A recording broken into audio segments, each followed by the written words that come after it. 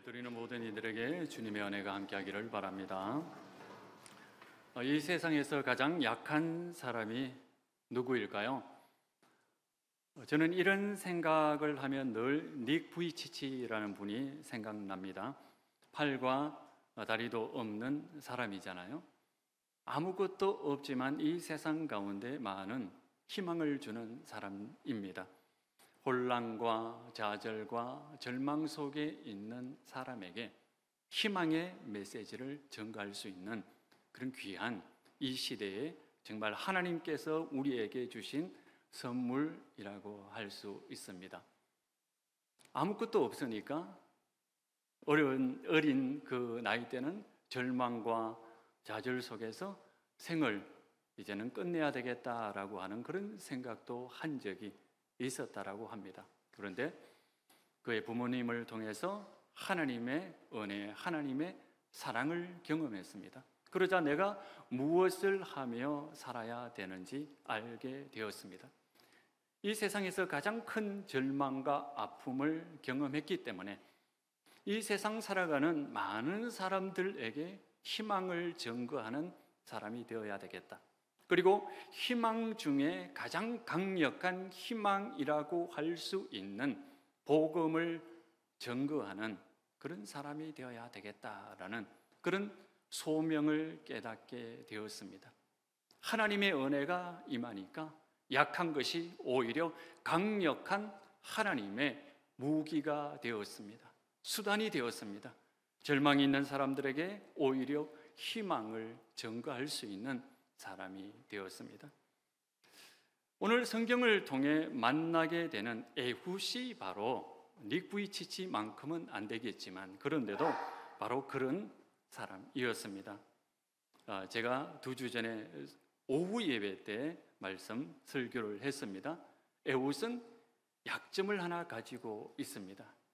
아픔이었고 또 상처라고 할 수 있는 연약함을 가지고 있었습니다. 그게 무엇일까요? 에훗은 왼손잡이라고 하는 약점을 가지고 있었습니다. 왼손잡이라고 하는 말은 오른쪽 팔에 장애가 있다라고 하는 말입니다.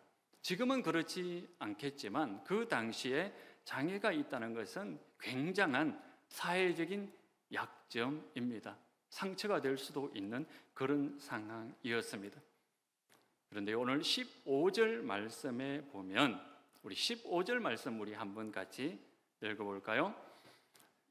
같이 읽겠습니다. 시작. 이스라엘 자손이 여호와께 부르짖음에게 여호와께서 그들을 위하여 한 구원자를 세우셨으니 그는 곧 베냐민 사람 게라의 아들 왼손잡이 에훗이라.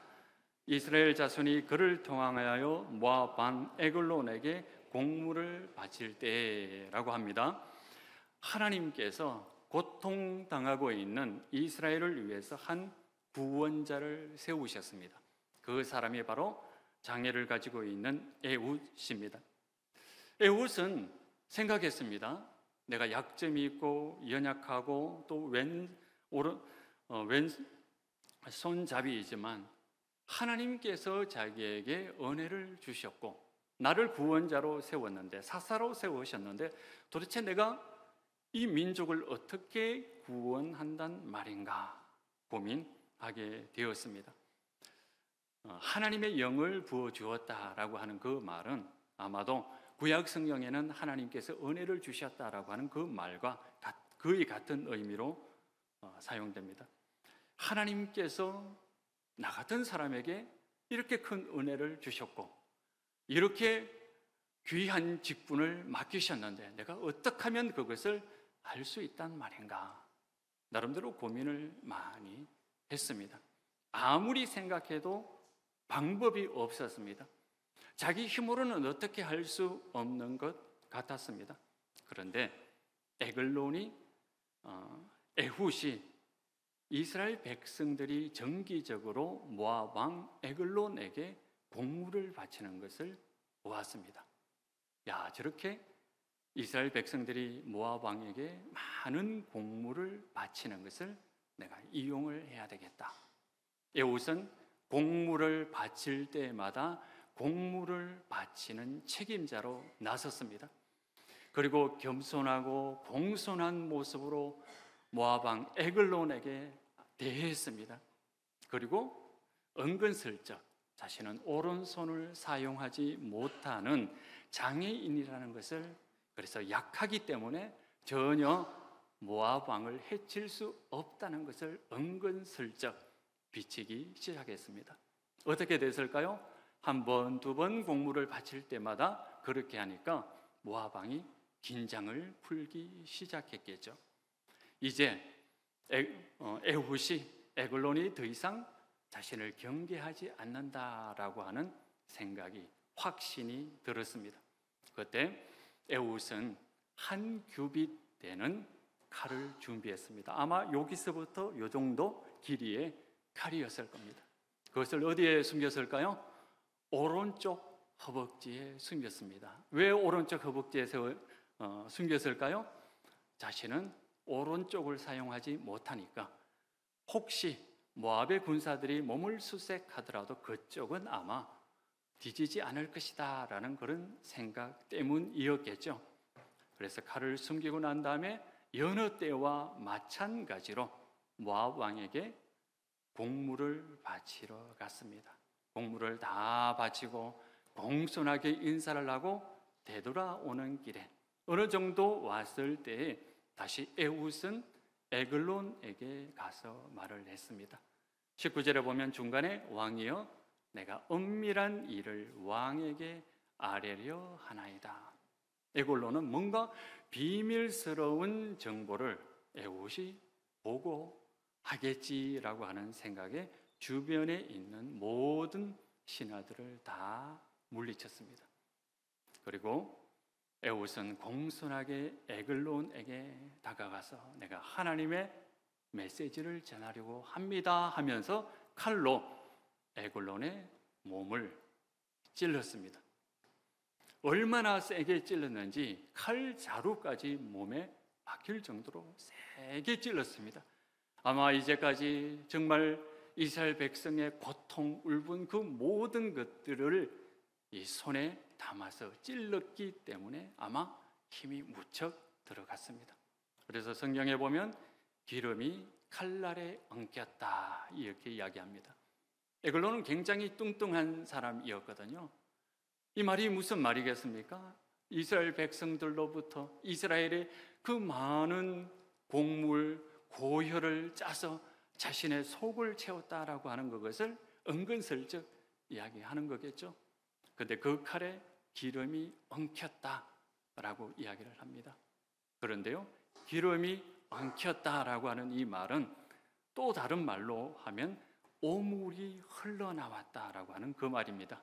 제가 아침 시간이기 때문에 노골적으로 이야기할 수는 없겠지만 그렇게 받아들이시기 바랍니다. 오물보다 더 나쁜 겁니다. 그것이 흘러나왔다. 다시 말해서 자신의 탐욕으로 이스라엘의 백성의 피를 빨아먹은 그것이 에글론의 몸속에서 냄새나는 그 오물로 가득 차 있었다라고 하는 그것을, 그래서 하나님은 단순히 복수가 아니고 바로 하나님의 심판이었다라고 하는 것을 보여주는 말이 기름에 칼날이 엉켰더라라고 하는 이야기입니다. 에훗은 에브라함의 산지로 되돌아왔습니다. 그리고 나팔을 불어서 군대를 동원했습니다. 싸웠습니다. 누가 이겼을까요? 이스라엘 백성이 이길 수밖에 없었죠. 왜냐? 이미 모압은 우두머리를 잃었기 때문에 갈팡질팡하고 있었기 때문입니다. 그렇게 해서 이스라엘은 80년의 평화를 되찾게 되었습니다. 하나님의 은혜가 임했을 때 자신의 연약함을 이용해서 적군을 물리치고 평화를 가져온 에훗을 보면 생각나는 분이 나지 않습니까? 누구일까요? 바로 예수님이죠. 예수님은 자신의 연약함을 가지고 오히려 우리를 구원하신 분입니다. 이사야 53장 1절부터 3절까지에 보면 예수님께서 얼마나 아픔이 많으셨고 낮으셨고 또 볼품이 없었는지 매우 잘 나와 있습니다. 1절부터 3절까지 우리 한번 읽어 보도록 하겠습니다. 우리가 전한 것을 누가 믿었느냐? 여호와의 팔이 누구에게 나타나느냐? 그는 주 앞에서 자라나기를 연한 순 같고 마른 땅에서 나온 뿌리 같아서 고운 모양도 없고 풍채도 없은즉 우리가 보기에 흠모할 만한 아름다운 것이 없도다. 3절은 여러분들이 크게 한번 읽어주시기를 바랍니다.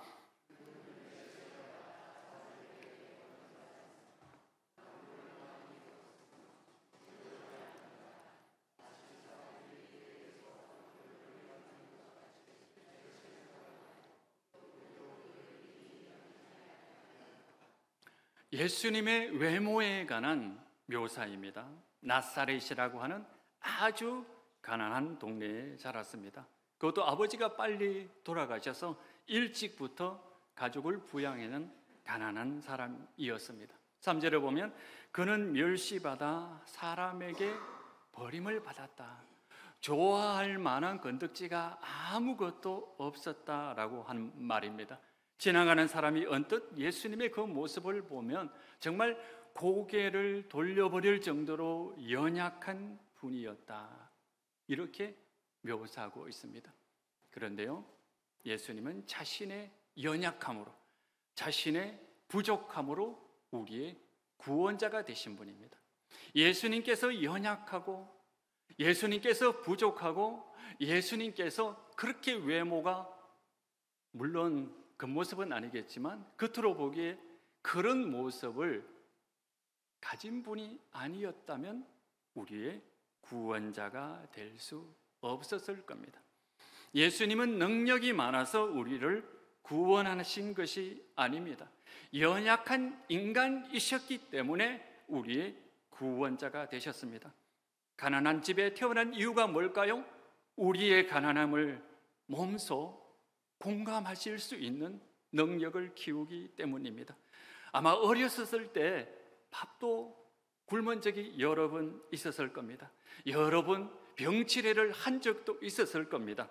외적인 모습으로 보면 아무 흠모할 만한 것이 없었던 분이 바로 예수님이셨죠. 자신의 연약함, 자신의 결점, 살아가면서 겪었던 예수님의 그 모든 상처, 그것들은 바로 우리의 구원자가 되시기 위해서, 우리의 아픔을 가져가시기 위해서, 우리의 상처를 가져가시기 위해서, 우리의 연약함을 가져가시기 위해서, 우리를 용납하기 위해서 걸어가셨던 우리 주님의 길입니다. 이런 예수님의 모습을 생각한다면 우리의 마음이 얼마나 편안해지는지 모르겠습니다. 왜냐하면 우리도 모두 연약하고 결점도 많고 상처도 많습니다. 남에게 이야기하기 부끄러운 그런 과거도 많습니다. 그런데 그 연약함이 하나님께 받아들여지고 하나님께서, 예수님께서 자신의 연약함으로 인해서 많은 사람의 구원자가 된 것처럼 우리도 우리의 연약함으로 하나님의 은혜 가운데에 주님의 동력자가 될 수 있다는 것을 바라보기 때문입니다. 예수님은 자신의 연약함을 우리를 위해 중보하는 힘으로 사용하셨고 우리를 죽기까지 사랑할 수 있는 사랑의 힘의 근원으로 삼으셨습니다. 여러분, 우리 자신을 한번 되돌아보았으면 좋겠습니다. 우리는 은혜 받기 전과 은혜 받은 후의 모습을 한번 생각해 보시기를 바랍니다. 참 많이 변화되었다라고 하는 것을 느끼게 될 겁니다. 우리가 예수님으로부터 은혜를 받기 전에는 내가 겪었던 상처와 고생이 오히려 우리 이웃에게 무기가 되지 않았습니까? 연약한 우리 이웃에게 오히려 상처를 입히는 무기가 되지 않았습니까? 내가 고생해봐서 너도 고생해야 돼. 내가 이런 걸 다 해봐서 아니, 나는 이렇게 했는데 너는 뭐야? 이렇게 했던 우리의 모습이 예수님의 은혜를 그 경험한 이후부터는, 그래, 네가 정말 힘들겠다. 왜? 내가 과거에 그것을 겪어보니까 정말 힘들다는 걸 내가 다 알아. 정말 힘들고 어려웠겠구나 라고 하는 것을 깨달아 알게 되고, 또 따뜻한 말을 건네고 품어주고 기도해주고 용서해주는 사람으로 우리가 변모되지 않았겠습니까? 이것이 바로 예수님의 은혜입니다. 우리가 하나님의 그 은혜 가운데 사는 사람이 되었다는 것이 얼마나 우리에게 큰 힘이 되고 위로가 되는지 모르겠습니다. 물론 우리는 아직도 실패하고 넘어지기도 하죠. 그러나 하나님의 은혜는 결코 우리를 떠나지 않습니다. 그 은혜가 평생 우리를 붙드시고 우리를 따라다닐 것이고, 우리의 연약하고 또 고집스러운 것을 설득할 것이고, 이끌어 주셔서 우리를 은혜 받은 모습으로 변화시켜 놓아 주실 것이기 때문입니다. 사랑하는 성도 여러분, 과거에 가난했던 사실, 과거에 여러 어려움을 겪었던 사실, 상처받았던 그 사실, 이 모든 것들을 기도하면서 예수님께 다 올려드리시기를 바랍니다. 예수님께서는 그 마음을 받으시고 그 아픔을 받으시고 그 연약함을 바꾸어 놓으셔서 오히려 이웃을 사랑하고 주님께서 그러하셨듯이 이웃을 구원의 길로 이끄는 도구로 우리를 이끌어 주실 것이기 때문입니다. 기도하는 가운데 우리의 모든 아픔을 주님 앞에 올려드리는 믿음의 사람들이 되시기를 바랍니다. 또 한 가지 우리가 살펴봐야 할 것이 있습니다. 에훗이 모압으로부터 이스라엘을 구원하는 방식이 다른 사사들과는 조금 다르다라고 하는 생각이 들지 않습니까? 저는 이 부분을 읽을 때 왜 에훗은 다른 사사들처럼 그렇게 구원하지 않았을까라고 하는 생각이 듭니다. 다른 사사들은 어떻게 했습니까? 하나님께서 영을 부어주셨을 때, 사사로 세웠을 때 나팔을 불었습니다. 군대를 모집했습니다. 하나님께 기도했습니다. 하나님께서 지혜를 주셨습니다. 용감하게 나갔습니다. 그래서 싸웠습니다. 이겼습니다. 그리고 평안을 가져왔습니다. 얼마나 멋있는 방법입니까? 근데요, 에훗은 그러지 않았거든요. 에훗은 자신의 방식대로 모압 왕에게 다가가서 속된 말로 암살을 한 거거든요. 다른 사사에게는 이런 모습을 찾아볼 수가 없습니다. 이것을 생각하면서 저는 예수님을 생각했습니다. 그분은 이 세상의 구원자로 오셨습니다. 그런데 그 메시아의 방식이, 우리를 구원하는 방식이 그 당시 사람들이 생각하고 있는 메시아의 방식과 전혀 달랐습니다. 그 당시 사람들은 어떻게 생각했습니까? 메시아는 멋있게, 지혜롭고 힘있고 군대 사령관처럼 단번에 나타나셔 저 로마를 무찌르고 저 성전을 차지하고 있는 종교 지도자를 단칼에 없애고 이 땅 위에 하나님의 나라를 이룰 것이다, 이렇게 기대하고 있었습니다. 그런데요, 아무도 생각하지 못했던 방식으로 예수님은 우리의 구원자가 되셨습니다. 예수님은 우리의 죄를 지시기 위해서, 우리의 아픔과 허물을 가지고 십자가의 죽음과 부활을 통해서 우리를 죄와 사망에서 구원하는 방식을 선택했습니다. 이 길을 가셨습니다. 제자들도 이 길을 이해하지 못했습니다. 너무나 당황스러웠습니다. 그런데도 에훗은 자신의 방식으로 모압으로부터 백성들을 구원하였듯이 예수님은 메시아의 그 길, 고난과 슬픔과 상처와 아픔을 통하여 우리의 모든 죄와 허물을 지고 가는 방식으로 우리의 구원자가 되셨습니다. 그 당시 제자들도 이해하지 못했고 가장 지혜로운 자도 생각해내지 못했던 방식, 저 하늘에 있는 사탄조차도 생각해내지 못한 방식으로 우리를 어두운 세력으로 붙들고 있는 그 어둠의 세력의 허를 찔러서 무찌른 그 길을 걸어가셨던 것입니다. 예수님의 이 길을 생각하면 우리가 정말 하나님의 그 크신 은혜가 놀랍다라고 하는 것을 깨닫게 됩니다. 성도 여러분, 우리가 알 수 없는 고난과 이해할 수 없는 것 때문에 힘들고 고통 가운데 있는 우리 성도들이 있다면 힘내시기를 바랍니다. 하나님은 우리가 알지 못하고 전혀 예상하지 못한 방식으로 역사하셔서 여러분을 구원하실 것입니다.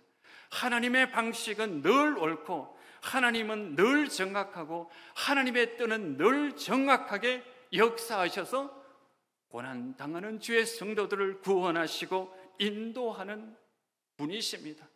하나님의 방식을 신뢰하시기를 바랍니다.